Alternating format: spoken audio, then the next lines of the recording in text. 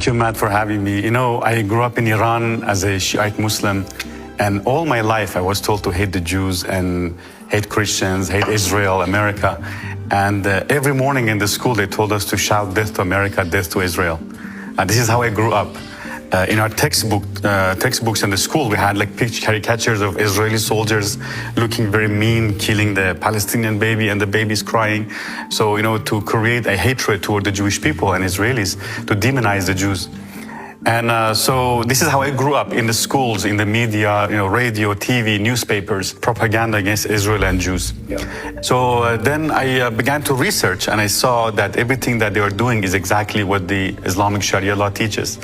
So I lost my faith in Islam. I knew. Were you religious as a young Muslim? Yes, I was very devout. My whole family, my mother, my sisters, were devout. We were going to mosques. And as a Shiite Muslim, we used to go beat ourselves, you know, on the streets. And everything they told us that Israel is doing to Palestinians, the Islamic regime was doing it to us. But I knew there was a God, and I began to cry out to God, and I began to look for Him and search for Him. I said, God, if you're real, who are you? If you're not real, what am I doing here?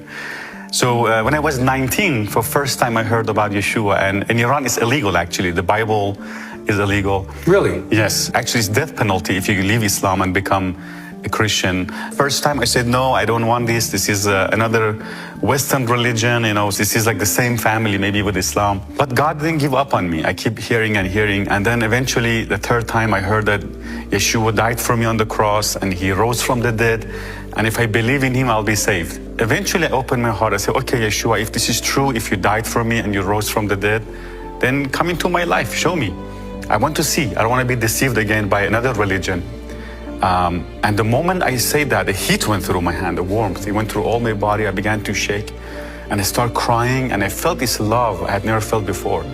I felt this joy and this peace. It's like as if someone lifted 300 pounds of weight off my shoulder. Was this still in Iran? Or yes, were you in still in Iran, yes. I just began to have this love for people around me, even for people who tortured me and hurt me.